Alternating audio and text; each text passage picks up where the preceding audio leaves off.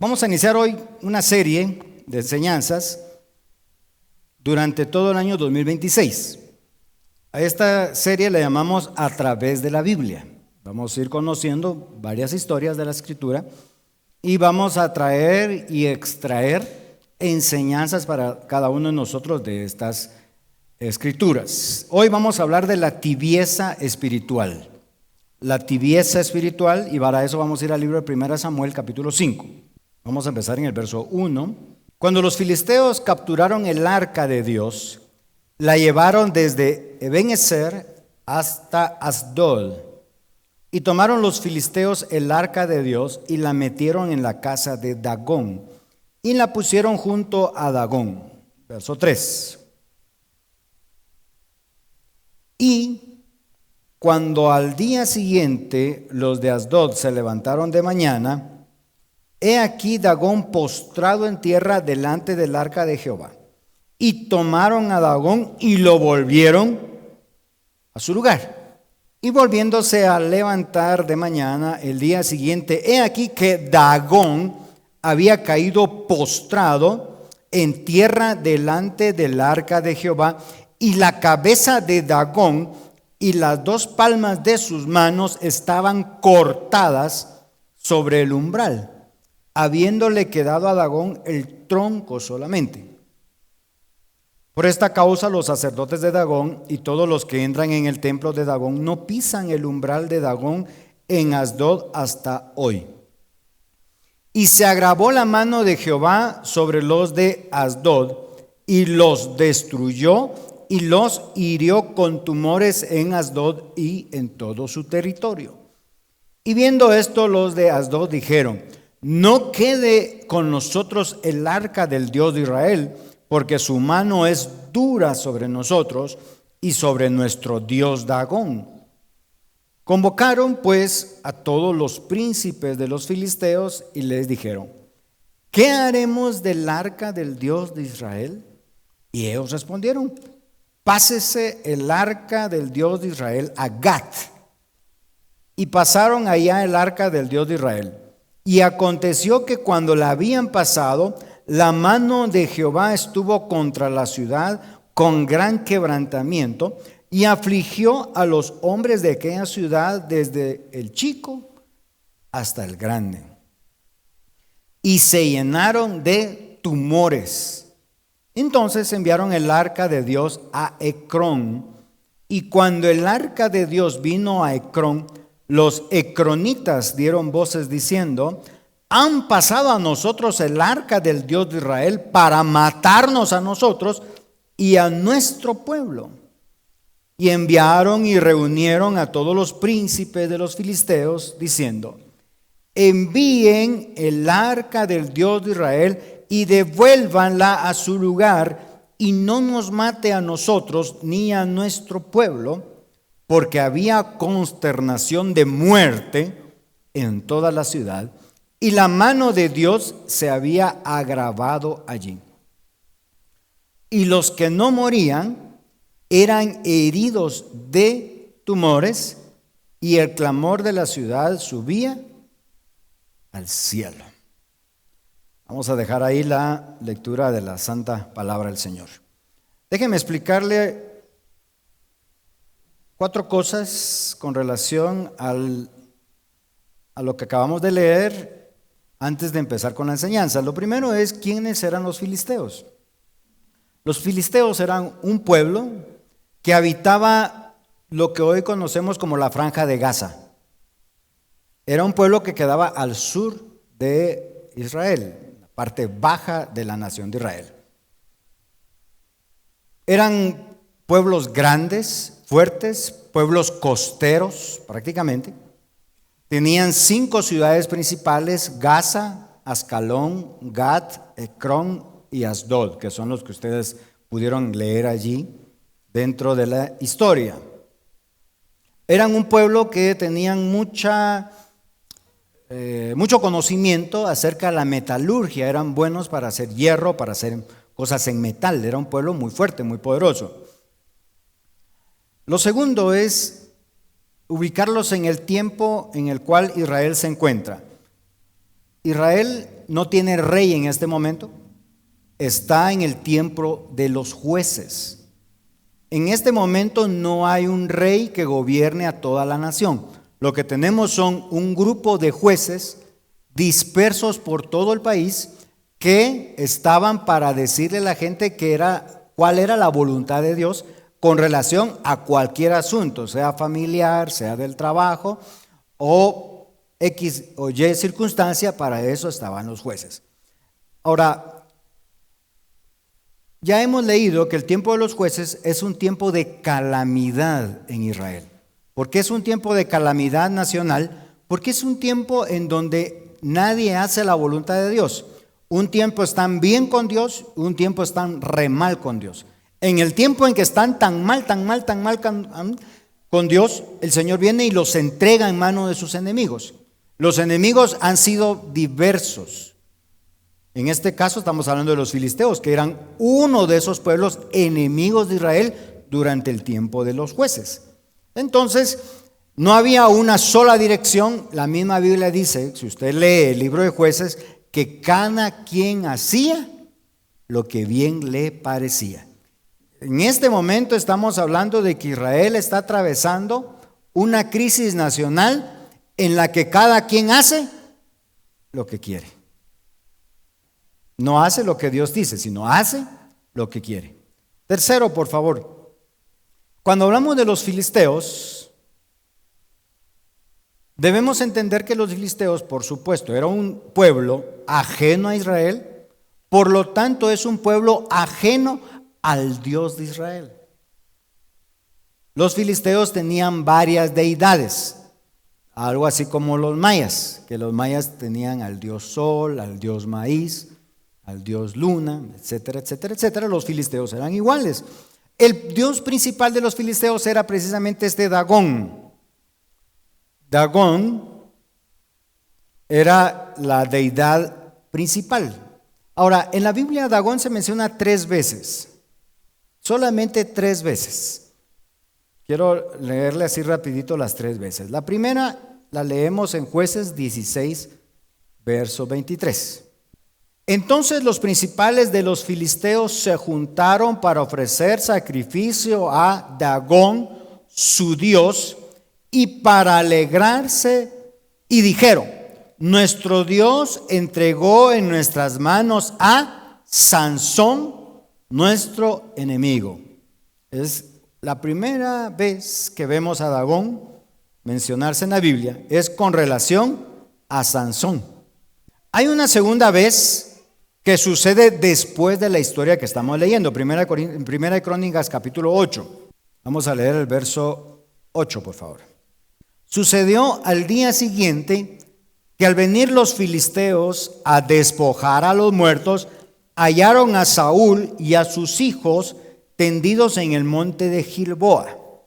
Y luego que le despojaron, tomaron su cabeza y sus armas y enviaron mensajeros por toda la tierra de los filisteos para dar las nuevas a sus ídolos y al pueblo, y pusieron sus armas en el templo de sus dioses y colgaron la cabeza en el templo de Dagón.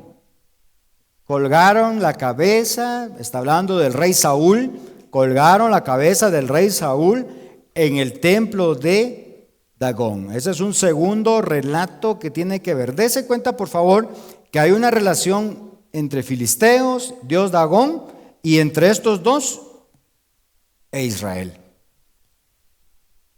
La última vez que se menciona a Dagón es precisamente en el pasaje que acabamos de leer, o es un pasaje intermedio porque, por supuesto, cronológicamente Saúl viene después de lo que está sucediendo en 1 Samuel capítulo 5. Bueno, ¿quién es Dagón entonces? Eso es mi cuarta reflexión antes de entrar al tema.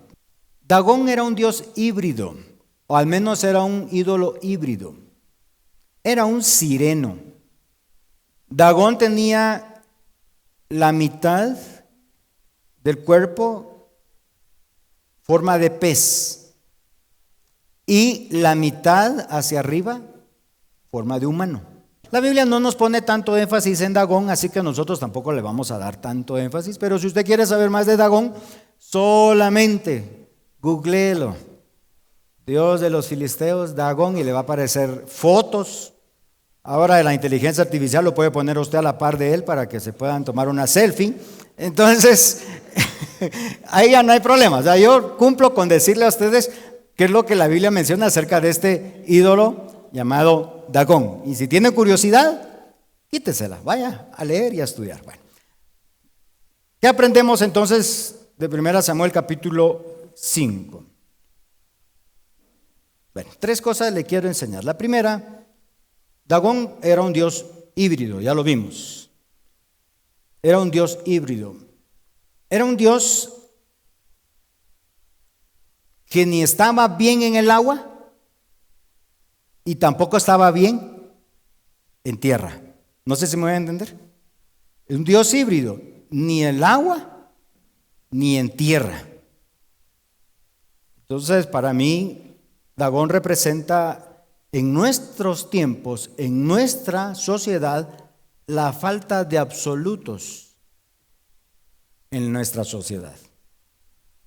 La relatividad con la que las personas viven en la actualidad, eso representa para mí Dagón.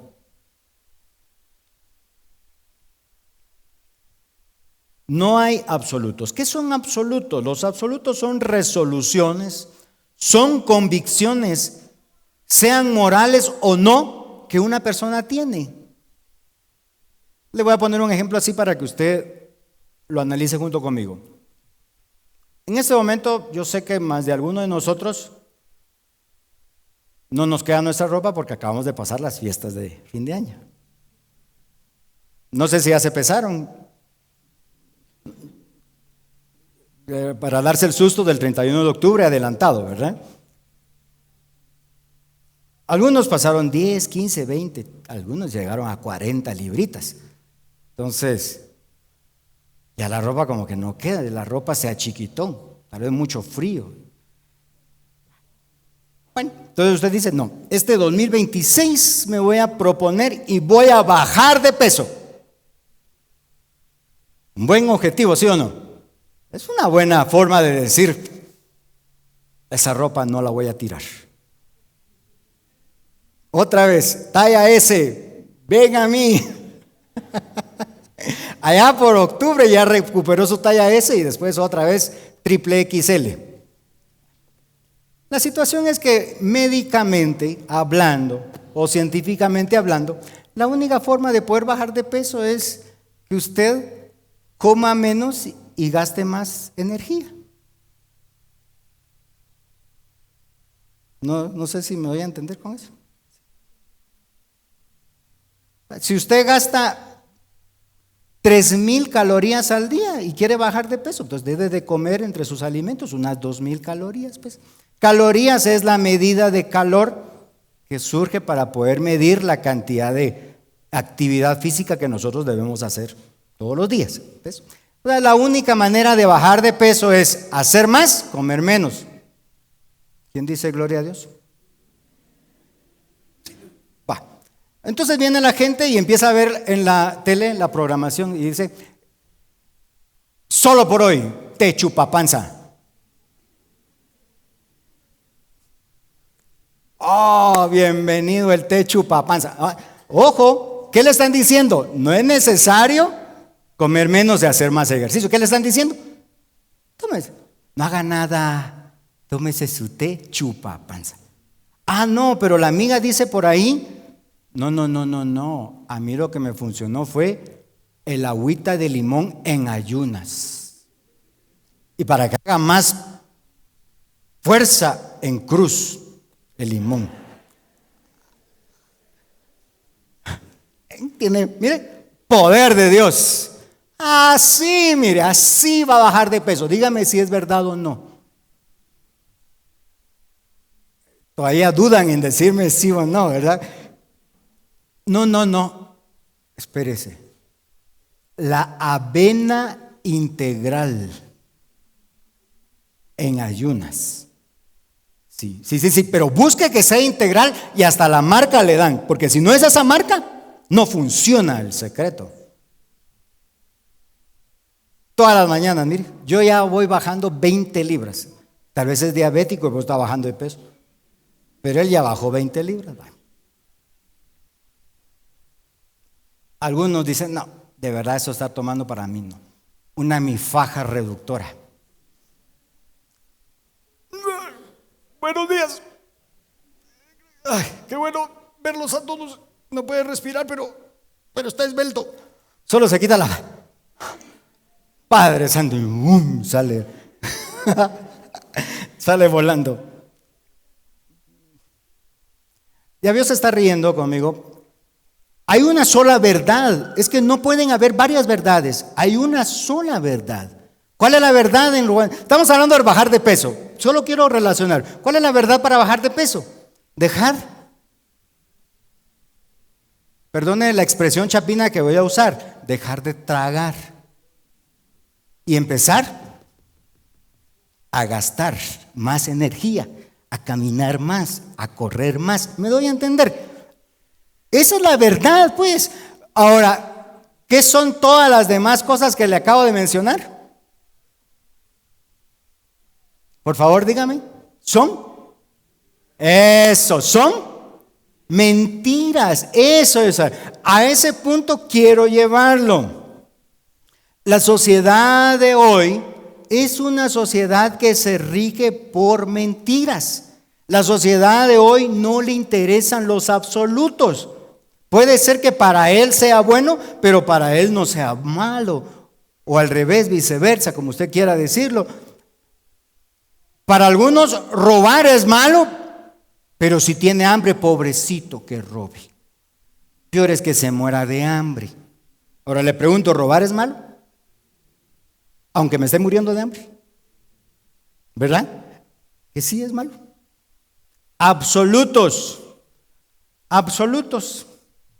¿Sabe? Hoy la sociedad le dice a los jóvenes, no se casen, hombre. Mejor tantéelo primero. Vivan un ratito a ver si de repente se entienden. De repente. Y si se casan, mejor no use su apellido de casada y espérese un ratito porque puede ser que truene el primer año. ¿Me voy a entender? Algunos dicen, no, eso de tener marido para mí no. Yo con mi hijo me quedo. Ahí voy a ver quién me hace el favor. Si no hay consigo uno. Mírenlo, miren, vean. Mire, usted y yo nos estamos riendo. Yo le estoy poniendo ejemplos generales. Pueden haber más. El punto que quiero ilustrar es que la sociedad del día de hoy cada vez vive con menos absolutos, con menos convicciones bíblicas. Hoy cada quien vive como quiere vivir. Yo voy a vivir como quiero vivir. Mientras yo no le haga daño al vecino, en mis paredes, en mis 4 paredes, yo puedo hacer y decir lo que sea. Hoy la sociedad salva animales, pero mata niños. ¿Se da cuenta? ¿Cómo hemos perdido absolutos en la sociedad? El dios Dagón ahora no se representa. Ninguno de ustedes va a salir de acá a buscar una estatua del dios Dagón y, oh bendito Dagón, te damos la gloria y la honra. Ninguno de ustedes ni yo vamos a hacer. Pero nosotros caemos en el espíritu de Dagón cuando no aprendemos a tener convicciones claras en nuestra vida. Ahora, esas convicciones no son al capricho. Esas convicciones provienen de la palabra de Dios en nuestras vidas. Cuando yo no decido hacer de la Biblia, de la palabra de Dios, mi fuente de convicción, ya tengo problemas. Cuando mi convicción es lo que dice mi papá, lo que dice mi mamá, lo que dicen los suegros, lo que dice el pastor, lo que dice el líder, lo que dice fulano, XY, en YouTube, en todo lado, cuando mi vida empieza a ser gobernada por cualquier cosa que no sea la palabra de Dios, yo ya caí en el espíritu de Dagón. Un Dios híbrido, un Dios que ni está adentro ni está afuera. Y así es la sociedad de hoy. Pero escúchenme por favor, iglesia, aún la misma iglesia evangélica es así. Hoy todos aquí oramos, cantamos, adoramos, algunos no nos sabemos las canciones, vamos así, nos mandemos, pero mañana, lunes, martes, miércoles, nadie se da cuenta que somos evangélicos. ¿Por qué? Porque hemos aprendido a que a veces estamos dentro y a veces estamos fuera. ¿Qué espíritu es ese? Es el espíritu de Dagón. Es el espíritu de Dagón.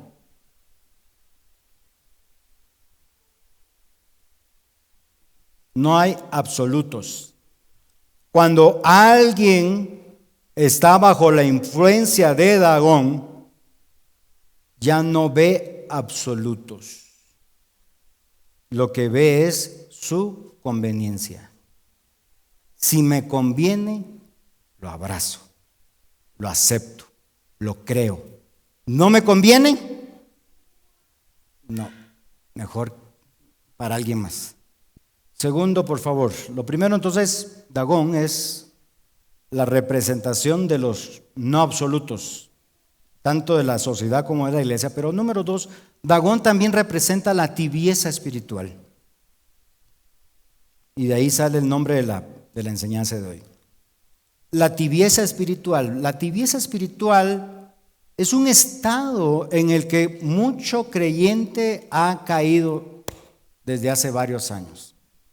El ser tibio espiritual. Ahora, Dagón, acuérdense por favor, Dagón no es ni pez ni es humano. Ni está dentro ni está fuera del agua. Es un Dios híbrido. Ahora, nosotros tenemos que tener cuidado porque Dagón también representa la tibieza espiritual. Y hay serias advertencias en la Biblia contra ser tibio. Vaya a Apocalipsis capítulo 3, por favor. Apocalipsis 3, verso 15.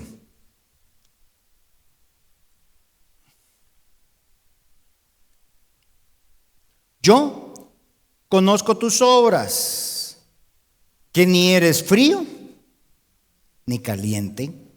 Ojalá fueras frío o caliente, verso 16. Pero por cuanto eres tibio y no frío ni caliente, te vomitaré de mi boca. Vean la advertencia, por favor, verso 16. Pero por cuanto eres tibio y no frío ni caliente, te vomitaré de mi boca. Tibio. Entonces, por favor, Dagón representa la tibieza espiritual. Nosotros, les repito nuevamente, nosotros no vamos a ir a buscar una estatua de Dagón y ponerla en nuestra sala para poderlo adorar. No, sino que simplemente Dagón representa espíritus demoníacos que muchas veces vienen y nos hablan a la mente continuamente para no tener absolutos, pero también para permanecer en un estado de tibieza espiritual. Ahora, ¿qué es el estado de tibieza espiritual?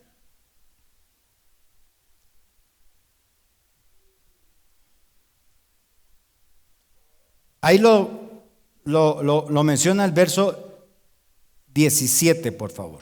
Porque tú dices, oiga lo que dice el tibio, porque tú dices, yo soy rico y me he enriquecido y de ninguna cosa tengo necesidad. ¿Quién es el tibio? Oiga lo que dice Jesús. Porque tú dices, yo soy rico y me he enriquecido y de ninguna cosa tengo necesidad. Entonces, por favor, ¿qué es la tibieza espiritual? Es la sensación de no necesitar nada más que a nosotros mismos. Eso es la tibieza espiritual según Apocalipsis. La necesidad de decir, yo lo he logrado todo, yo soy rico, me he enriquecido. No estamos hablando solamente en términos financieros, en términos monetarios. No, en cualquier área de nuestra vida, cuando nosotros decimos, ya no necesito nada más, ahí tenemos un problema. Ahí tenemos un problema. Cuando nosotros empezamos a abrazar en nuestra mente pensamientos en donde está bueno orar, pero no hay que hacer mucho, no hay que orar mucho. Está bueno meditar en la palabra, pero no mucho. Hay que ir a la iglesia, pero no todos los domingos. Hay que servir, hay que congregarse, hay que hacer algo, pero no todos los días. Cuando nosotros empezamos a pensar en términos de que no hay que hacer más, hemos caído en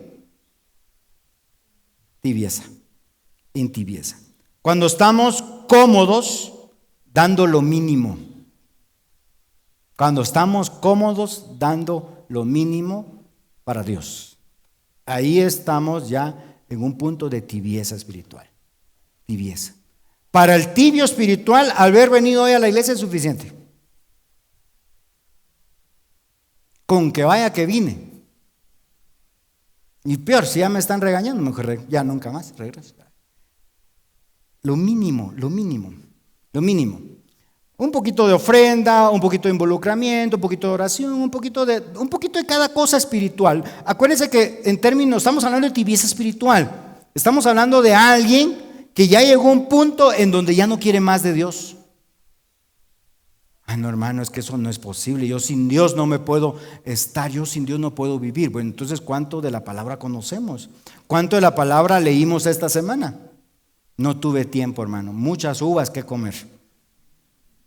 Muchos cohetes que quemar.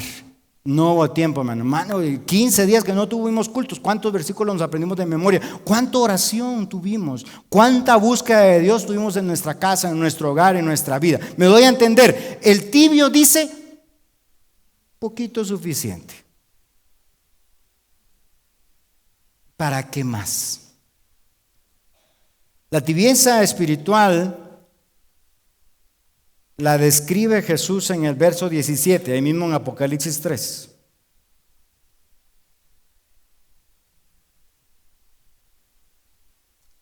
Oiga esto. La última parte dice, y no sabes que eres un desventurado, miserable, pobre, ciego y desnudo.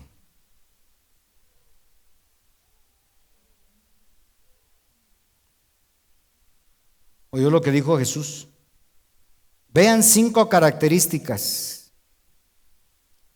Y no sabes que eres un desventurado, miserable, pobre, ciego y desnudo. 5 características que Jesús menciona de una persona que es tibia espiritual. La tibieza espiritual, mis amados hermanos, nos hace aparentar a veces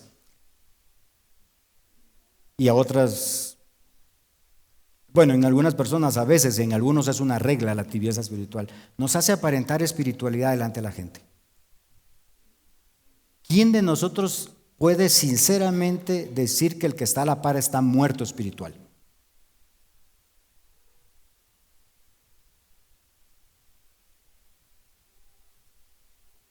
¿Quién de nosotros puede decir realmente que el que está a la par ha nacido espiritualmente de nuevo? ¿Verdad que no podemos? ¿Cómo podemos medir la actitud espiritual de una persona? No se puede, porque es algo interno, pero para eso está la palabra de Dios. Yo le pregunto, y eso es lo que yo necesito, que usted y yo reflexionemos sobre estas cosas. ¿Qué pecado hemos llegado a amar que no queremos soltar? ¿Qué cosas hemos llegado a amar que usted sabe que están mal delante de Dios y que no queremos dejar a un lado?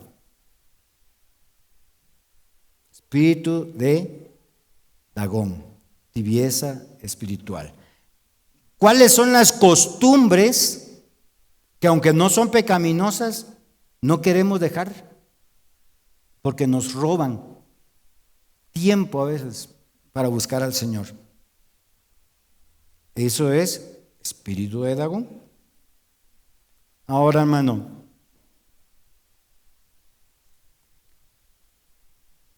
hablando de las características del tibio espiritual, Jesús dice que no es dichoso. Oye, hermano, mencionó varias veces la palabra dichoso, pero bienaventurado. Jesús dice que el tibio espiritual es un desventurado.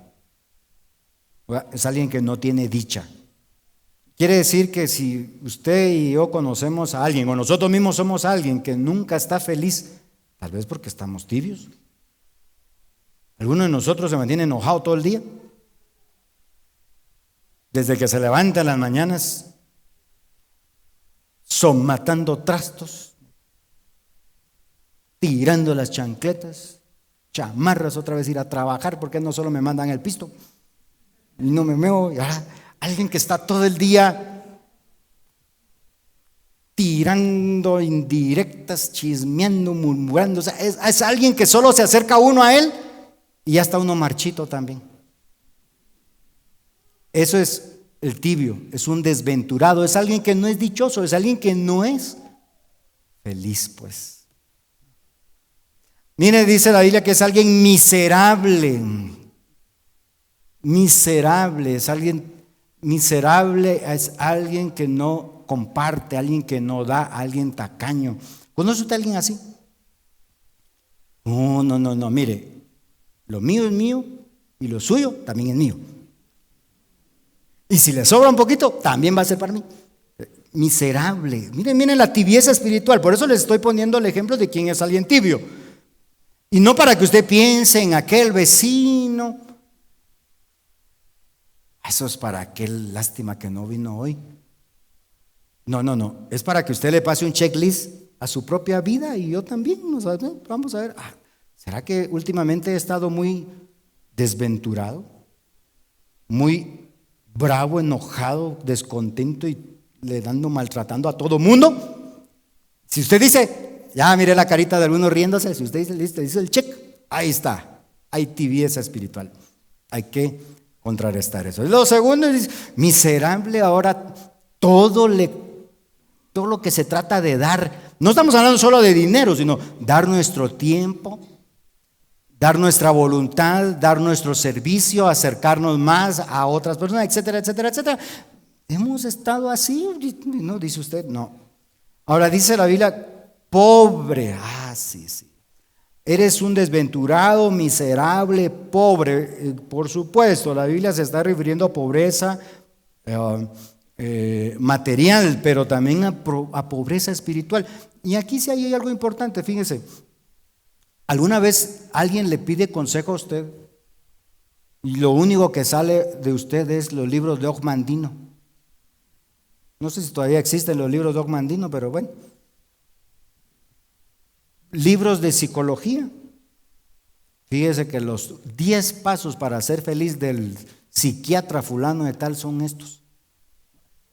Ojo, el pobre espiritual es alguien que no tiene una palabra de Dios en su vida para alguien más. Supóngase que alguien llega a usted y le dice, hermano, fíjese que se murió mi papá, pero era cristiano, era creyente. Todos vamos para allá usted. ¿Saldrá eso de nuestra boca? Todos llevamos el mismo camino. Solo se nos adelantaron. ¿O saldrá de nosotros? Mira, hermano, la Biblia dice que para nosotros el vivir es Cristo y el morir es ganar. Miren Filipenses 1:21. Nosotros empezamos a hablar palabras. Pobreza espiritual es precisamente no conocer quién es Dios, no conocer qué es lo que Dios desea. Y por supuesto, esto nos lleva a estar ciegos y a estar desnudos.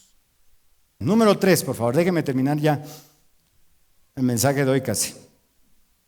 Dios trató a Dagón cortándole la cabeza y cortándole las manos. ¿Por qué no lo demolió? Lo hizo añicos, lo hizo pedazos. ¿Por qué no lo destruyó completamente? No, solo le cortó la cabeza y después le cortó las manos.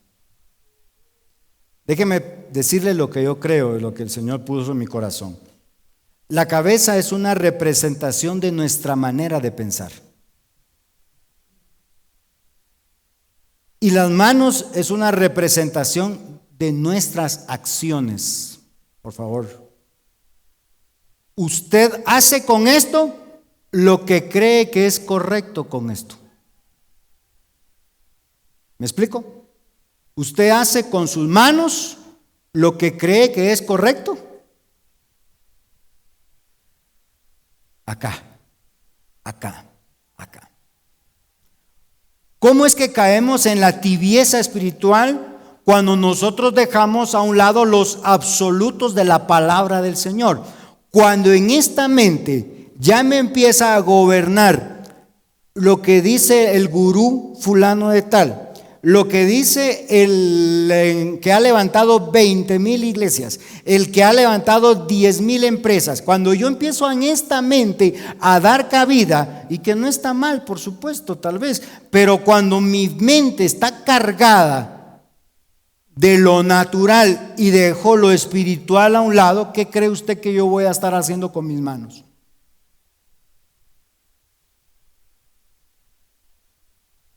Todo lo natural que le metí aquí, acá, acá. No hay otra manera de cambiar acciones que cambiando pensamientos. ¿Cómo se cambian las acciones? Así, cambiando pensamientos. Romanos capítulo 12. Debemos cambiar nuestra manera de pensar, revestir la mente de la mente de Cristo, y solamente de esa manera nosotros empezamos a actuar como Cristo actúa.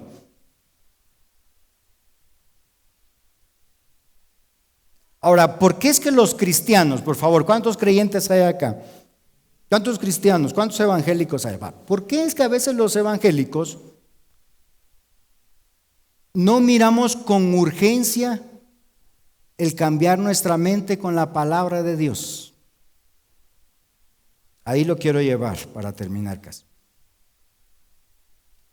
Porque nosotros hemos dejado de vivir con el sentido de urgencia que vivieron los apóstoles. Hemos dejado de vivir con el sentido de urgencia con el que vivieron los apóstoles. Lea el libro de Hechos, usted se va a dar cuenta que los apóstoles salieron a decir: conviértanse a Cristo para que del cielo vengan refrigerios para ustedes. Y cada vez que predicaban a Cristo, siempre predicaban que Cristo estaba por volver. ¿En qué momento nosotros empezamos a decaer en nuestra vida espiritual y dejamos a un lado la palabra de Dios? Cuando dejamos de vivir con la urgencia de que Cristo viene o que usted está pronto de encontrarse con Él.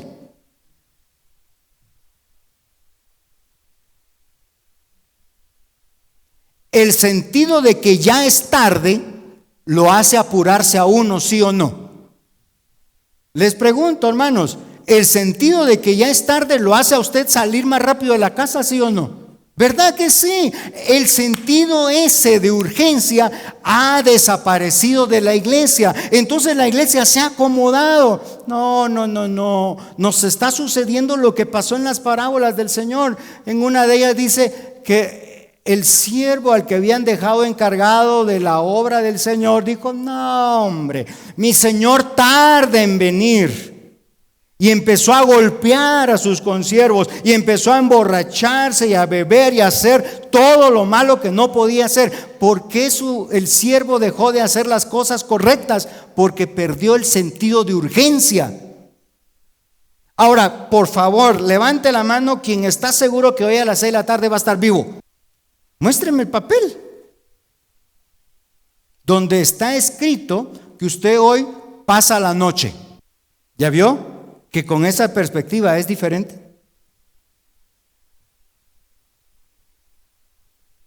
Si usted y yo viviéramos con que no tenemos más que 2 horas para vivir, en este momento estaríamos orando, leyendo la palabra, poniéndonos a cuenta con los vecinos, con los hermanos, con la familia, viendo cómo hacemos las paces con el esposo, con la esposa, cómo arreglamos las cosas con nuestros hijos. Cuando sabemos que la vida es corta, empezamos nosotros a dejar a un lado la tibieza espiritual, empezamos a dejar a un lado el no vivir para Dios, porque el sentido de urgencia nos hace ubicarnos. Si aún Cristo decidiera venir dentro de 300 años, usted y yo no tenemos 300 años para esperarlo.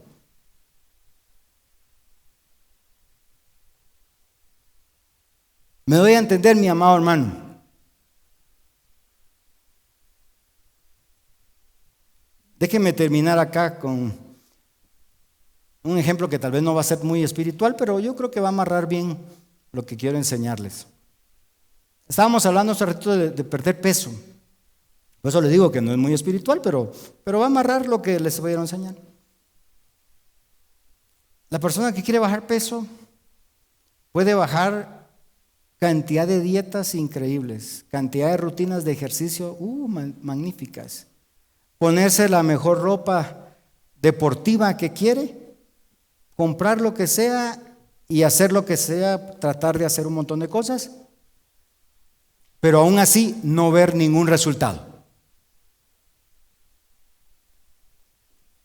Pero solo le dicen que es diabético y empieza a hacer dieta hasta para medir las tortillas, el pan, piedras empieza a comer con tal de componer el azúcar, ¿sí o no? ¿Qué cambió la variable para que empezara a hacer algo por su vida? ¿Cuál fue la variable? El miedo a la enfermedad y a las consecuencias de la enfermedad. Ya vio, el miedo es el mejor incentivo para que uno cambie las cosas. Con este ejemplo, que tal vez no es muy espiritual,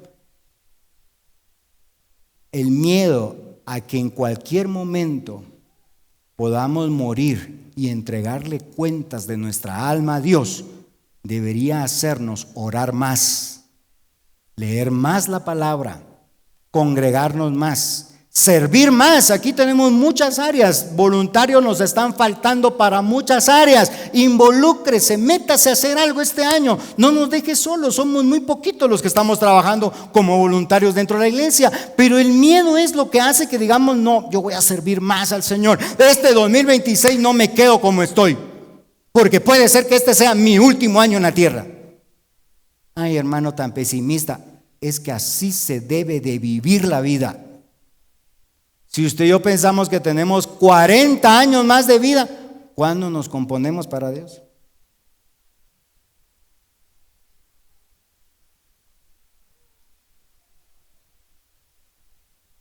Pero puede ser que hasta a mí me puedan estar cafeteando hoy.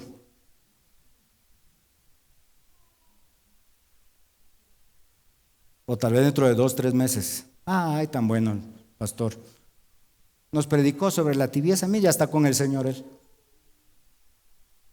Hasta a mí me pueden cafetear. Por eso es que no me puedo dar el lujo de descuidar mi vida personal con el Señor. Vamos a ponernos de pie, vamos a orar, por favor.